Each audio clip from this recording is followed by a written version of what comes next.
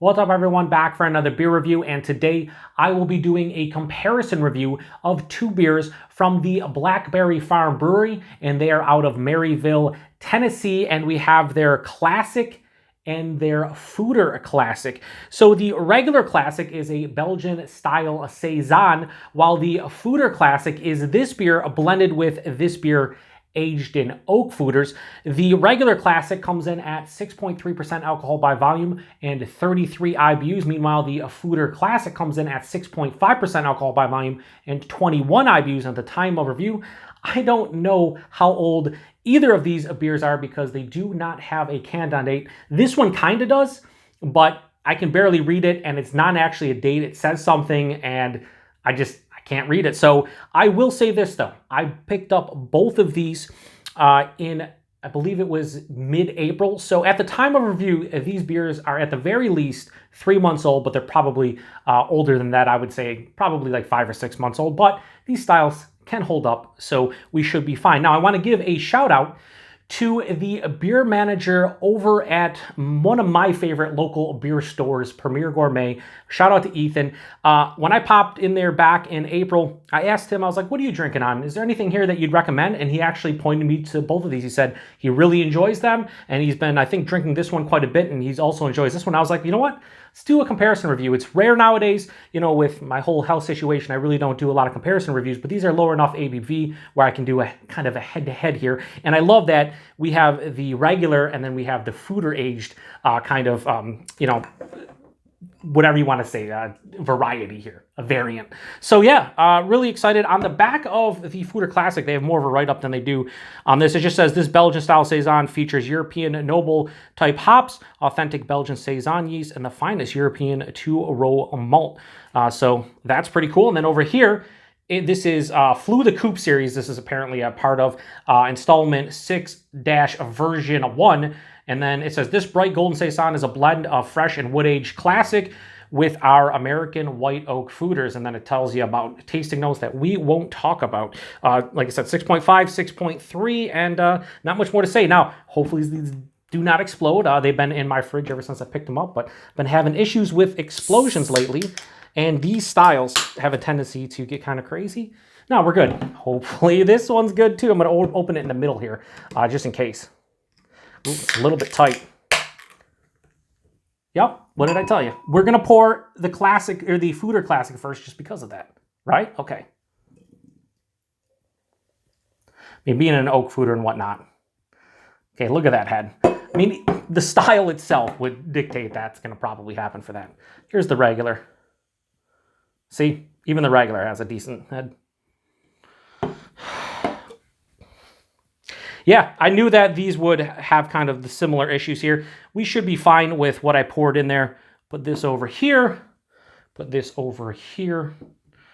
Voila. So, as you can see, this is the OG Classic. This is the Foeder Classic. Let's take a look at them.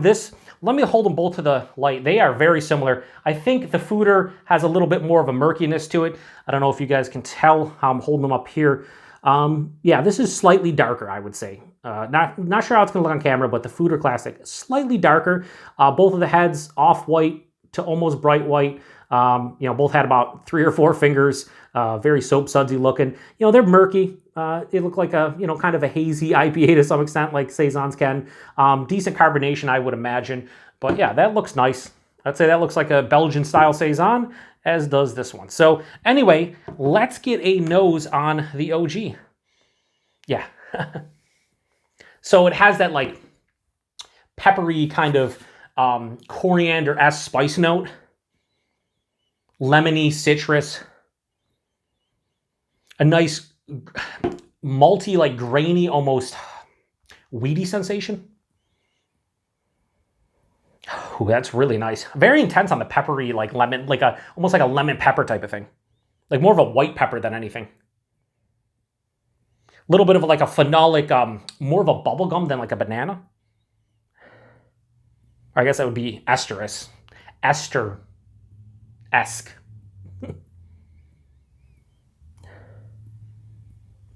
I don't know.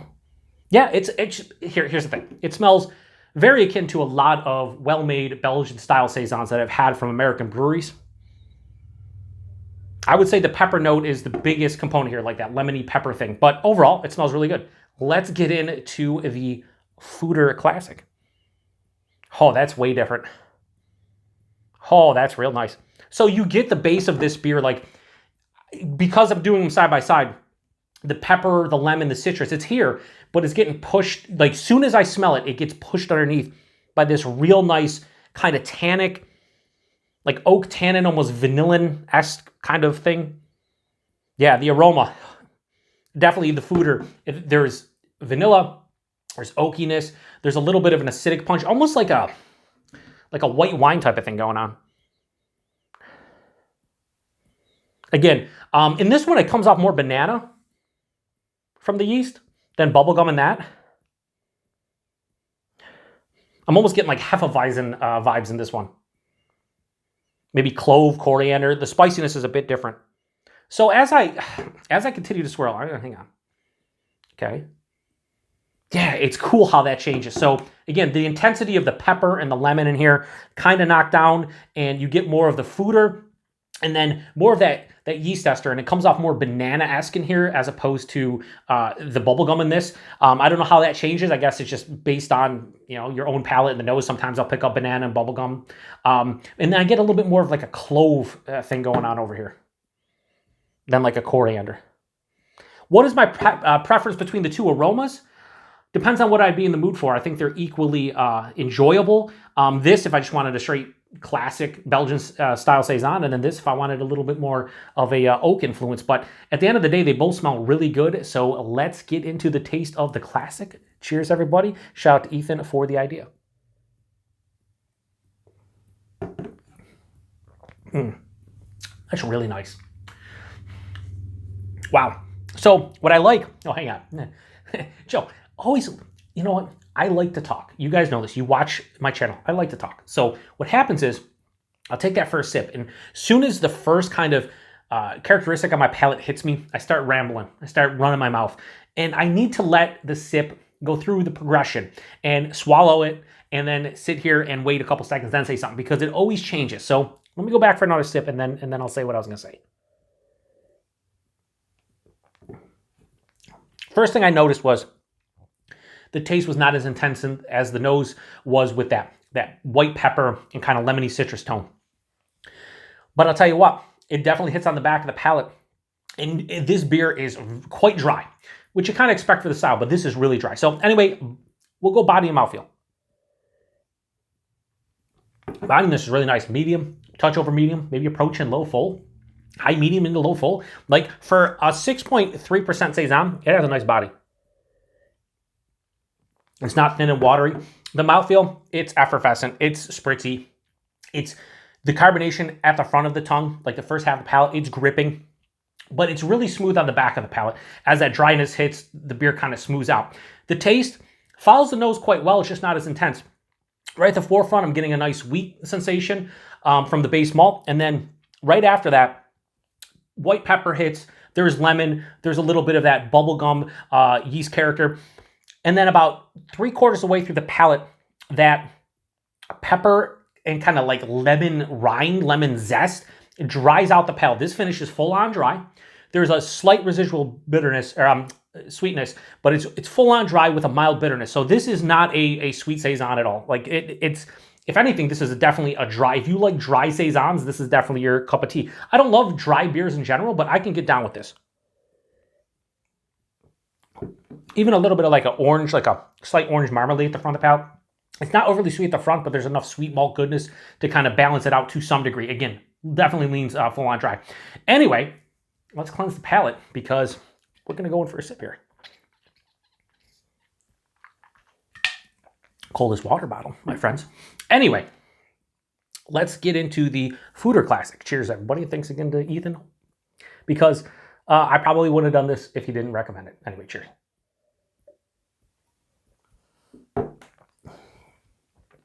Such a different experience. Wow.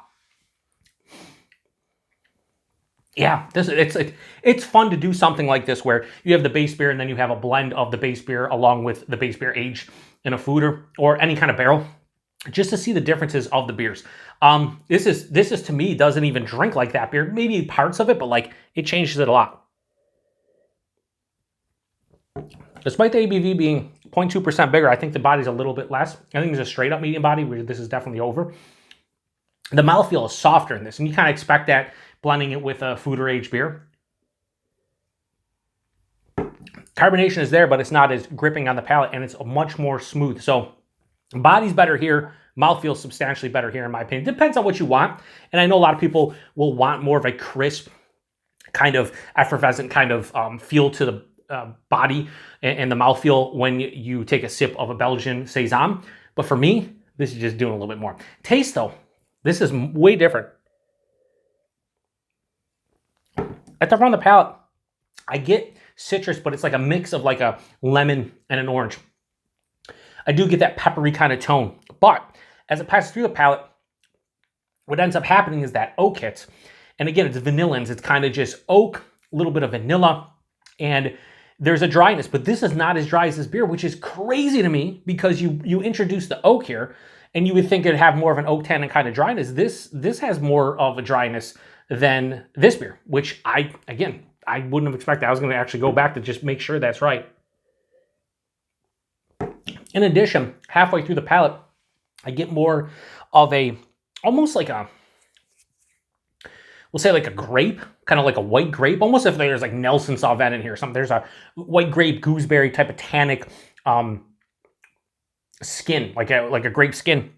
There's also a little bit of clove. This has a little bit more of a different spice character. This is white pepper. This is more of like a clove. Excuse me. This one finishes dry, but not full on dry. A little bit sweeter, but not overly sweet. This is more balanced than this beer. And again, it would depend to me.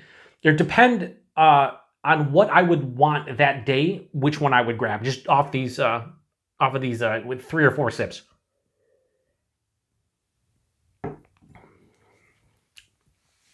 It's a slight touch of alcohol in the back of the palate, or a feeling from this one, just very slight.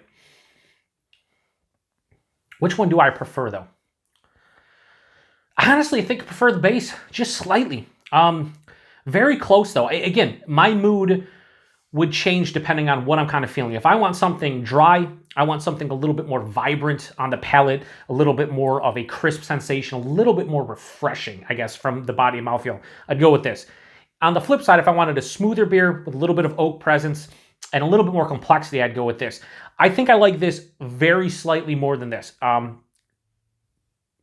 rating-wise, on the Classic from Blackberry Farm Brewery, I always have to do this, but yeah, I'm going to give that a high 4 out of 5 and go 4.1 out of 5. I think this is really, really fun Belgian-style Saison.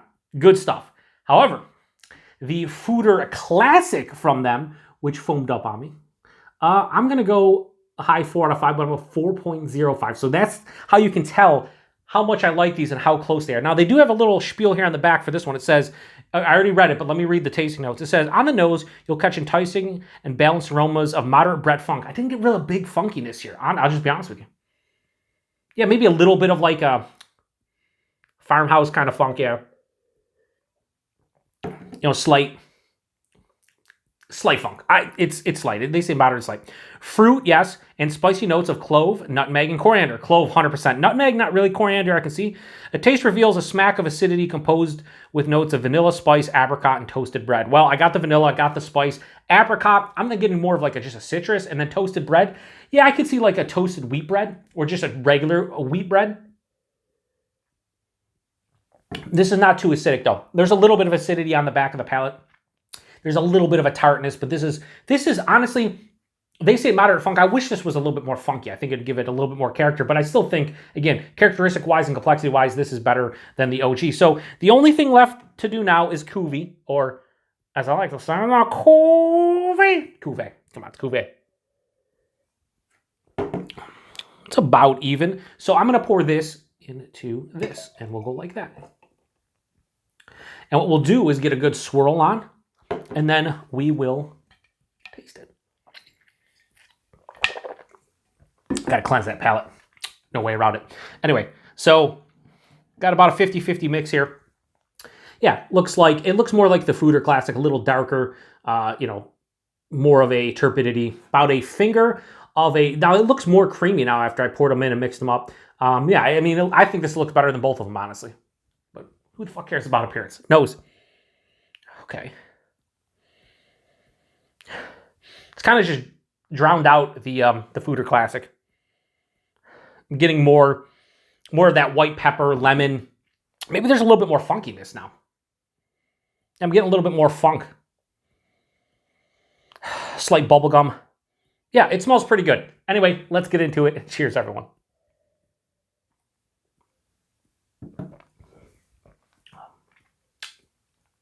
I do not like that as much as either of them, honestly. I'm getting more of like a juicy kind of citrus tone. What the fuck just happened to this beer?